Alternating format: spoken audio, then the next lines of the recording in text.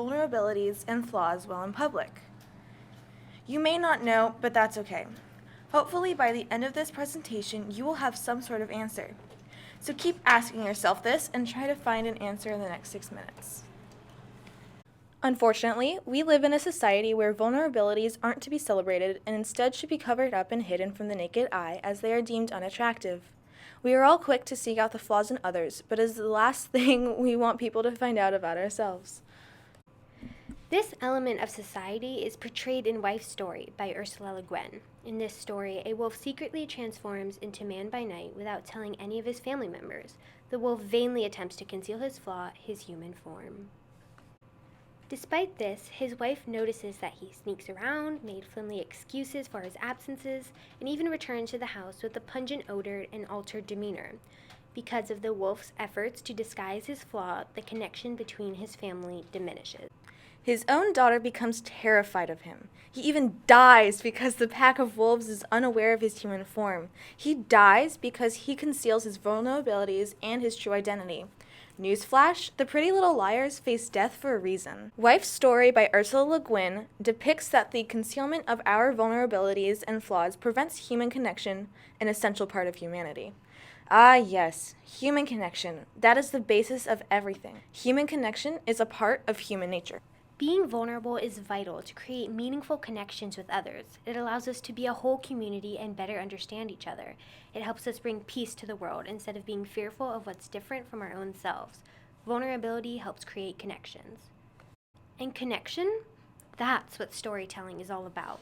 When we own our stories and share these stories with one another, we see ourselves reflected back in the stories of people in our lives.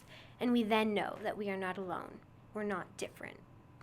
While Rhea and I are preaching about embracing vulnerabilities and flaws, it is definitely something we have to work on too. To test out how much we conceal in our everyday lives, Rhea and I asked a few of our classmates and teachers what they perceived us to be. When I asked my peers about my personality, they said I was smart, cool, and collected. However, when I asked my best friend in Japan, she said I was hardworking, thoughtful, and crazy but fun. Sounds like two different people, right? I think so. I have been called weird, nerdy, and over-obsessive, so I feel that acting more smart, cool, and collected lowers the chance of receiving criticism. But as literature has taught me, by masking vulnerabilities and flaws, I isolate myself and miss out on connections. The overwhelming majority of the people I asked said I was quiet, studious, and sweet. However, when I asked some other friends and family members, I heard that I was long-winded, caring, and determined. These are some pretty different responses, right? Yeah. Wife's Story and literature in general has helped me understand that I put on a mask of being quiet to hide all of my insecurities. I am afraid of failure, of rejection, and I am struggling with my emotional health. I keep these things concealed. Wife's Story highlights how we cover what we are ashamed of in order to protect our image and status. While we think what we are doing is right, we are at the same time breaking down one of the most important aspects of human peace, understanding and connections. Another work of literature, Wilshirebus, by Hisei Yamamoto, demonstrates how sharing vulnerabilities can foster human connection, but withholding said vulnerabilities can also prevent them. Esther Kuroiwa, a Japanese woman who has survived Japanese internment camps and immense racial hate, encounters a fellow Oriental couple while riding the Wilshirebus. The Chinese couple is being ridiculed by a passenger because of their race. Esther was the target of derision during the time of World War II because of the fear of Japanese and their involvement in the bombing of Pearl Harbor.